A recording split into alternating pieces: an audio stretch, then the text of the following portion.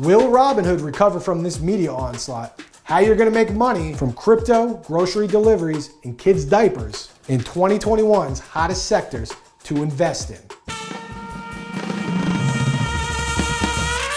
Our mission is to bring together the best venture capitalists to compete so you have the insights on how to invest with the best.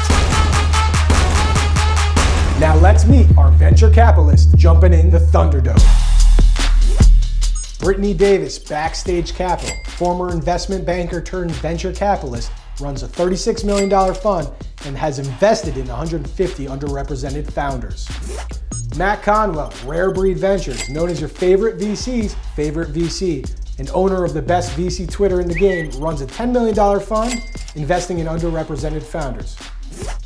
Jeff Hoffman, billionaire entrepreneur from Priceline.com, chairman of the Global Entrepreneurship Network, and this guy's got a Grammy and an Emmy.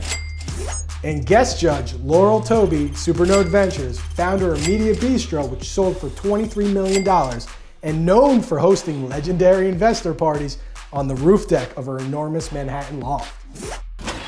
Welcome back to season 2. Charlie Stevens, your host, and yes, I'm still wearing a tie. Listen, we heard your feedback on Twitter and we appreciate it. Keep it coming.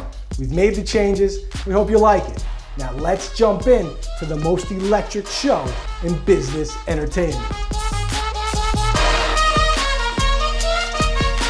IPO alert!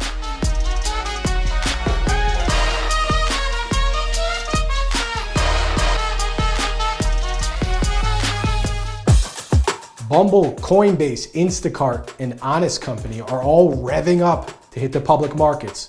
Which upcoming IPO are you most excited about and why?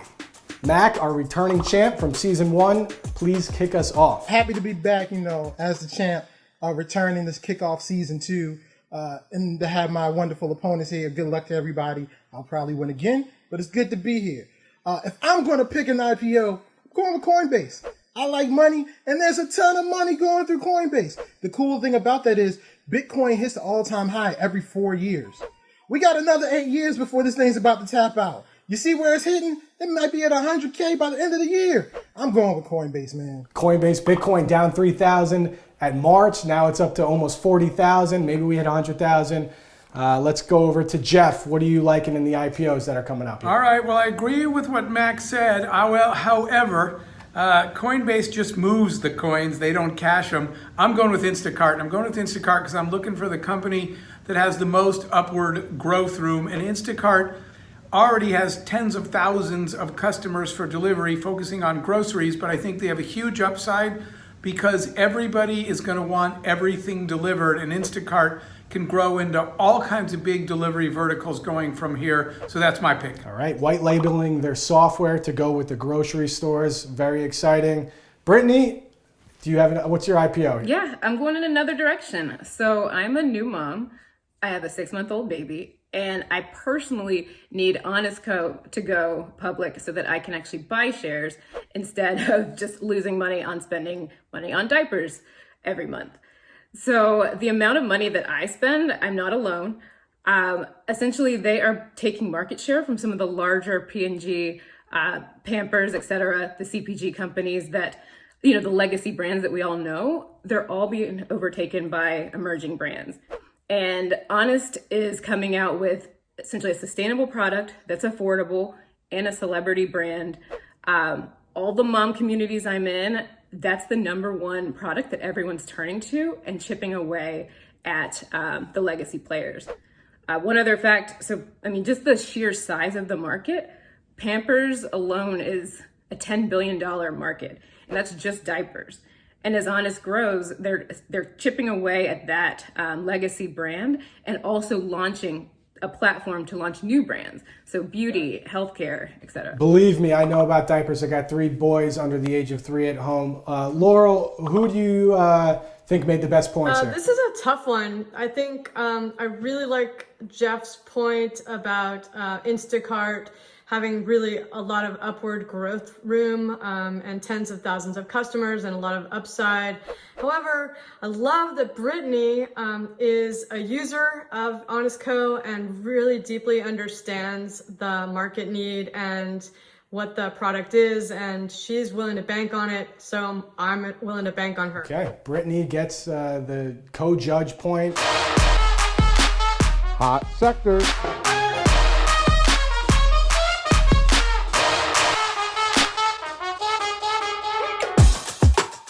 Welcome to our new segment, Hot Sectors. To kick off season 2, we're asking our VCs, what sector do you believe in the most for 2021? Jeff, what do you think is most exciting? Yikes, that's a really hard one because there's a bunch of sectors I like that I wouldn't have even talked about prior to COVID changing the whole world. So if I have to pick one, I'm going to go with health tech and medical technology, telemedicine. I think the entire world of healthcare is now, and a lot of companies are doing this very much under wraps because they don't want everybody to see, steal their ideas and see what they're doing. But I think the entire way we deliver healthcare around the world, including self-health at home, is all going to be rewritten by tech. I think that sector is going to have a huge disruption, innovative new products, and great opportunities in it. You can't deny that. Brittany, do you agree with that, with the health tech, or are you going a different direction? Yeah, I actually agree. For slightly different reasons, though. I think as the demographics of the country shift, healthcare has not been keeping up with addressing unique concerns in particular demographics. So backstage, we've invested in companies that focus exclusively on the Black population, exclusively on women, and these overlooked groups have a huge opportunity from a business perspective if you're able to deliver a solution that has high engagement and solves problems. Okay, Mac? Yeah, so I'm going in a little bit of a different direction. At Rare Breed, we're getting more and more excited about companies that are catering to the Gen Z demographic. Really because, traditionally the lifespan of a fund is 10 years. A lot of Gen Z consumers are now the ranges of 20 to 24. Going forward in the next 10 years, they're going to become a large portion of the buying power in the market. So looking at companies that are catering towards them, and a lot of those companies are doing things differently because they're growing out of the pandemic, right? So these young people, they're going to be imprinted by what's happening today. So we're looking at companies that are really moving in that direction. What do we got here, Laurel? What are you thinking? Well, I gotta say they all gave great answers, but Jeff started with the healthcare and telemedicine trend, and then Brittany just kind of piled onto that. She didn't come out with her own thesis, so I'm gonna go with Jeff in this case, although Mac was a close second with the Gen Z demographic argument. I like that he had a lot of facts and figures at his disposal, so he was a close second. The Gen Z demographic too, financial literacy. I mean, I think they're learning from this show. You got to make a point of that. Any health tech companies that Jeff and Brittany want to give a quick shout out to that you think? Well, I want to give a quick shout out to Brittany and Arlen because they're putting their money where their mouth is. So much respect. Tell Arlen I said hello, but you guys are actually investing in some of these health tech companies. So you should feel free to mention a couple. Yeah, I'll plug a couple. One is Spora Health, and they are creating a health virtual clinic for Black consumers. So essentially, the Black needs within healthcare have kind of been overlooked in terms of cultural competency. So a lot of people feel like they either don't have access to professionals within the healthcare space that really understand their problems. So that's one. Another is Mommy. It's MAHMEE. And they solve essentially the maternal health crisis that's facing a lot of Black moms. So Black moms in this country have a higher maternal death rate, unfortunately, than any other demographic in this country. And they're solving that by getting access to healthcare for these populations, as well as, again, the cultural competency of a whole support network around these moms. And I want to jump in here and give a shout out as my phone rings in the background. Sorry, everybody. You take a point away, maybe? Give a shout out to Clear Mask, the first clear surgical mask. They launched in March, coincidentally, right as COVID was happening. They were originally created to have clear masks so that those who were hearing impaired and deal with paying attention to facial cues could actually communicate. And now during the time of COVID, it's giving people the ability to wear a mask, but still allowing people to see their face. So especially for like at daycares, at preschools, and also they have a deal with Apple. So if you're hearing impaired, you walk into Apple and you want somebody to have a mask so you can read their lips, they can use a clear mask. There you go. All right. After now I feel bad for giving it all to Jeff when he's not even like putting his money where his mouth is. Oh. Maybe I should scoop Brittany up a little bit. We have a long list of health tech investments, but since Brittany brought hers up, I was just passing the mic. There you go. He's being a nice guy, you know what I mean? And Oh, okay. scoreboard right now, we have Brittany and Jeff in the lead. So Mac, you have a little bit of, room to make up for. So you better bring it for the next two. Let's put it that way. All right, so let's move on.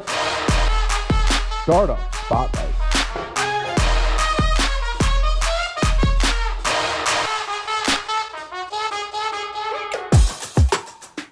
We're spotlighting 3 top startups currently featured on the Republic site: FCF, Dope Dog, and Choose Health. Which startup is most interesting and has the most potential? Brittany, as you just were on the Republic site, raised $1 million within less than 24 hours. We're going to give it to you. Congratulations, by the way, raising that money on Republic. Amazing. But let's hear what you have to say for the startup spot. Yeah, so I'm going to go off list and actually just talk about Backstage for 1 second. So, we really are trying to democratize access to venture, not just for founders, but also for investors. And we were thinking, what if you could actually invest in funds similar to how you buy shares in companies? So we did something similar to that and launched on Republic and raised over $1 million in a few hours. So clearly the public wants to get involved. So if you have not already invested, go to republic.co/backstage and take a look. We're doing some interesting stuff and would love to have more people on board. If I'm also just doubling down on the digital health, as I look at some of the companies on Republic, and you selected one, Choose Health. I think they're doing something really interesting with COVID antibody tests. I think they had me at that. But then the distribution, I think health has been challenging, but having consumers and physicians able to distribute the product is a win. Simple, affordable, at-home health testing is definitely exciting. Let's go over to Jeff. How about yourself with the startup spotlight? Yeah, so I'm going FCF all the way. Esports and gaming was already huge, already getting bigger. Then the pandemic caused the shutdown of live sports, so everybody was online. And what FCF is doing that I absolutely love is blurring the line between fantasy sports and real sports. So they're developing this technology that you'll be able to do play calling virtually for real athletes and real sports at some point. So keep an eye on fan-controlled football. I think esports is massive, it's global, it's been made bigger by the pandemic, and it takes advantage of, I like disruptive technologies, it takes advantage of this line that's constantly blurring between actual physical sports and esports online. It's really cool to be able to make play calls for a real sporting event on technology. Yeah, it's very cool. So Rob, the founder, is a great founder, and it's cool. Bob Menery as well, the personality, is leading up the Zappers, which you can invest into that company or that team as well. Let's go over to Mac. So how about yourself? Looking at the list, I'm agreeing with Brittany. Choose Health was my go-to, and really because when you're looking at a company like this, you can't look at what it is today, but what it can be. What they're really is building out a platform where over time, what you're going to be able to send back in this kit is going to be able to do far larger range of checks on your health, right? To the point where imagine the day, because as you can see with COVID, people don't want to go into offices. People don't want to be around other people just because of the current health concern. Imagine a day where you have a kit come to your house, let's say every quarter, where you take a swab or a little bit of something else, and it sends back a panel. You can literally get your physical done just by mailing back a kit once a quarter. That's really interesting. I'm giving you a point there, Mac. I like that. You broke that down pretty well. Laurel, how about you? What do you think here? Who's making some of the best points? I didn't hear a lot of research or numbers or market, TAMs or anything like that, you guys. So this is it's tough to choose amongst the three of you. I'm gonna go with Jeff because I agree with him on esports and gaming. It's really an exciting arena, and I'm super stoked on esports, and it's just a personal call here. We already talked about health, so I'm just moving on. I thought Mac would take Dope Dog. You got your dog who's like a personality in its own. Give it a little CBD. Maybe it's too calm already. I don't know. My dog is already high, so I skipped that one. I'm about to say my dog already has CBD treats, so like he's got separation anxiety. We give him some treats for that, so he's good. While we're talking about companies that have gone through Republic, let me get a shout out to another company, a Republic alum, Alto IRA, allowing people to make investments into alternatives like real estate, high growth companies, startups, and also venture funds like Rare Breed Ventures. So if you have an IRA or a 401k, you want to be able to self-direct it, check out Alto IRA. Really cool company. Very cool. And shout out to Cheryl over at Republic, who's awesome as well. Buy or sell.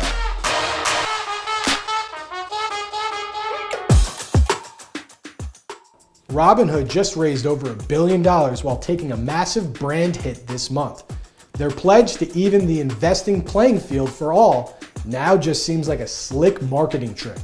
Buy or sell, Robinhood recovers from this media onslaught as they look to IPO later this year. Mac, what do you think here? Are you buying or selling? I'm selling. Now, they have time and money to recover their brand. It can happen, but they took a massive hit. With everything that we saw happen with GameStop, people are now disillusioned with this app that's supposed to democratize the ability to get into this market. The idea that I could go into the app and you tell me there's a specific stock I can't buy, that's ridiculous. Like, even when the NASDAQ shuts things down, they shut down everything, right? It's not just one stock or two stocks. They literally shut down specific stocks. Like, what is going on? Like, even if they have a reasonable explanation for it, they were way too slow in getting that out there. It all felt like spin, and now there's a huge space for somebody to come in and take some of that market share. Shout out to Coinbase. Hope you're listening. Just going back to my answer from the beginning of the show. Yes, we all see that. Brittany, buy or sell this Robinhood situation? I completely disagree with Mac. I'm a buy still. So in this case, I think essentially any news is good news. And actually, this whole scandal has brought them more awareness to the general public, which is starting to invest.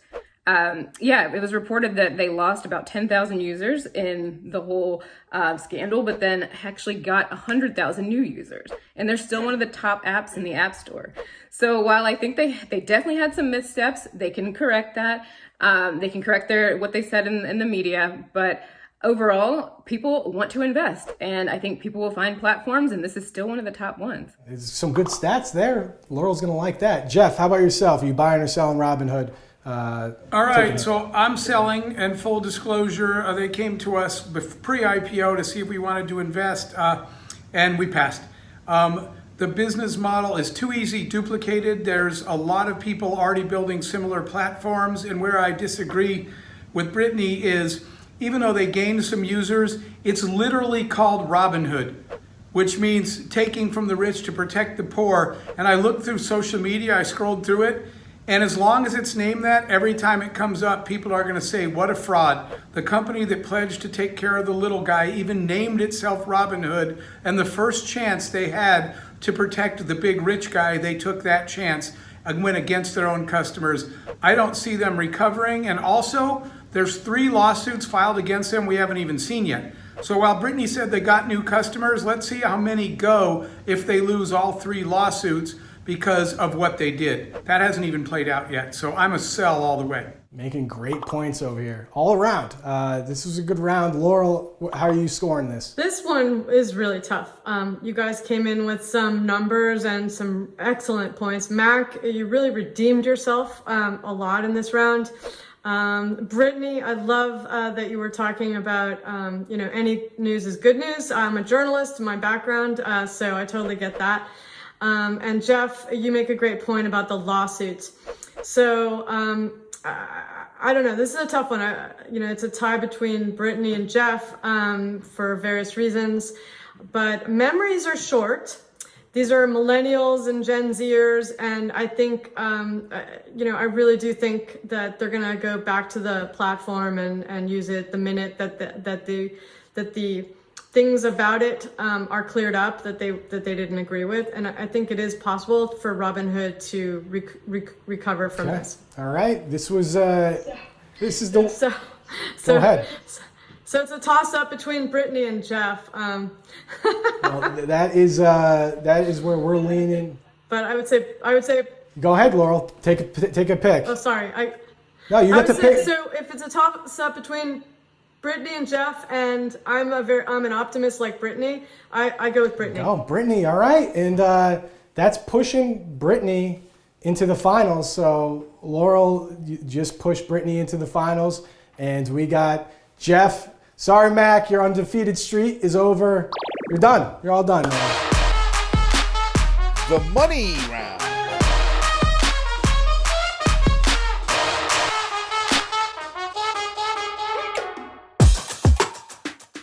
Millions of new investors have flooded into the market over the past few weeks with the GameStop AMC Big Drama Show. How do you suggest new investor best look at diversifying their portfolios? Jeff, why don't you kick this one off? Yeah, I think that diversify is the right word, because my answer is diversity. Way too many recommendations from way too many financial advisors are pretty much the good old white boy network. There's not diversity. We don't look outside of our borders. We don't look, for example, at the last two investments I did were black female founders. That they couldn't even get a meeting with a lot of people. Diversity. You are missing great opportunities because you're judging the people before you even got to hear what they were building.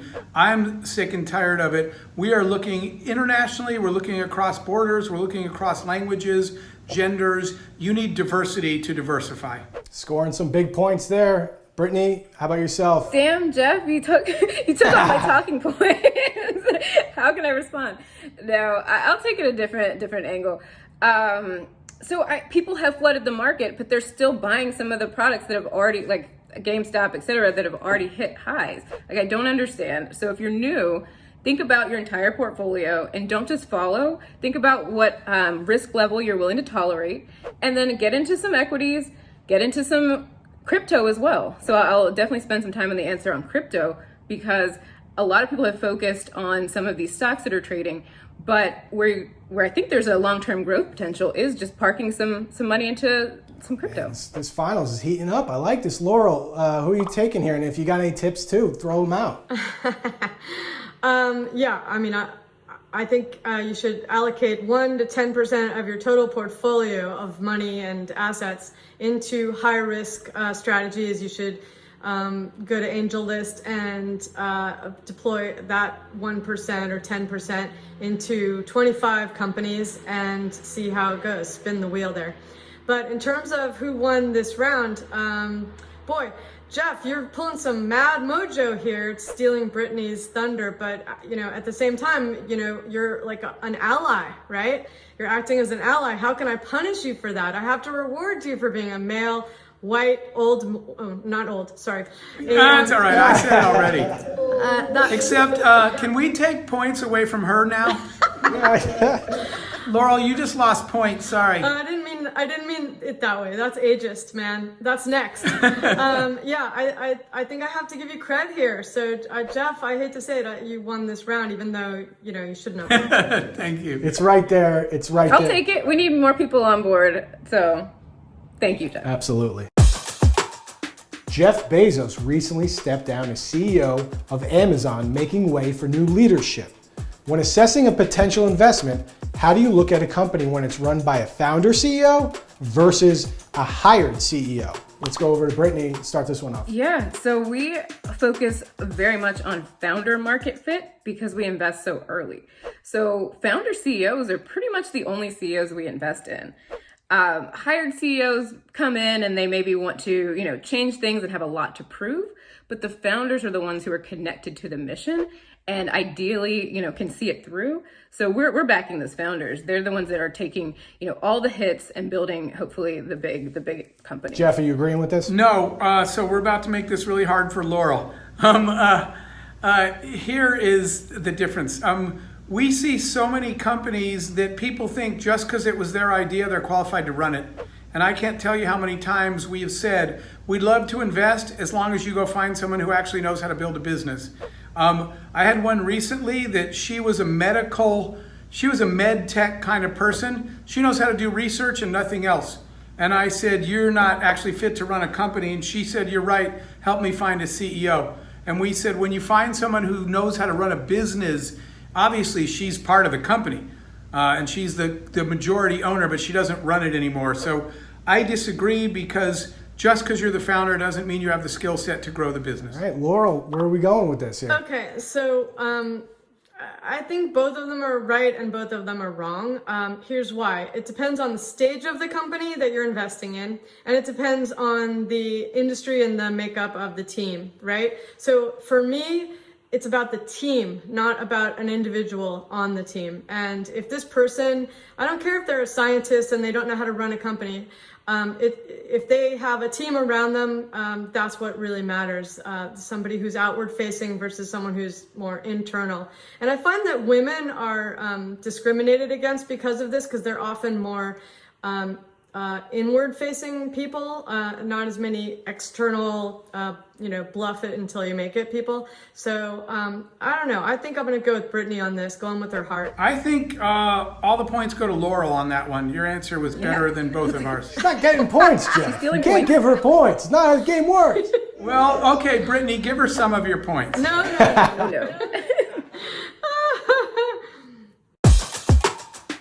Who is the one investment leader that you look up to? When you see them invest in a new company, you almost always follow and invest alongside. I'll go back to Brittany to start us off. Yeah, this goes to Serena Williams. If you're watching, call me. We follow a lot of her investments. We've co-invested together. I like her. I'm a fan. I also think in terms of an investment strategy, she started Conwell Ventures to also invest in a lot of these overlooked opportunities specific to solving challenges for women and people of color. So we're very much on the same page. And yeah, I would pretty much jump into any deal she's doing. Good shout out. Jeff, what do you got here? All right, so we got to talk later, because Serena's in a fund that we created, in an opportunity fund that my partner is Phyllis Newhouse, if you don't know who she is, but we can talk about that later. I actually like the Gardner brothers, the Motley Fool brothers. I think they have a very practical approach. So if I had to pick somebody, all of my notes here say I was supposed to pick you. Is that right? Maybe I wasn't supposed to read that out loud. But mine's the Gardner brothers at Motley Fool. Laurel, we are ultimately going to make the decision over here, but love to hear your thoughts on this and maybe who you follow as well. Sure. I didn't hear a lot of quantitative rationale for why one would want to co-invest, and I would have liked to have heard more descriptive reasonings for why you want to invest alongside, Serena and the Gardner brothers or the Motley Fool brothers. When I look at co-investors, I think of a couple of things that matter to me. That they're knowledgeable about the space, super knowledgeable about the space, that they've done deep diligence as well with customers, not just, checking the backgrounds of the founders. And then they have something to offer uniquely, that they will actually roll up their sleeves. They have a track record of working for the founders, because that's the most important thing for success. We want to create a foundation so that the founder, him or herself, has success. And to me, that's the most important thing when it comes to co-investment. So I would say between the two of them, I didn't hear a good reason. But if I had to pick one, I think Brittany gave a lot more explanation for why she wants to co-invest with Serena Williams. Laurel is a tough judge. Definitely a tough judge. Jeff, you didn't make the commitment to making that intro on camera to Brittany. So I think we have, without a doubt. We have Brittany. It's too late. I'll take that. You have to make that introduction regardless. And Brittany is our winner of PrimeTime VC. Congratulations, season 2, episode 1 winner. So you have the floor, the platform to promote whatever you like. So go right ahead. The final word.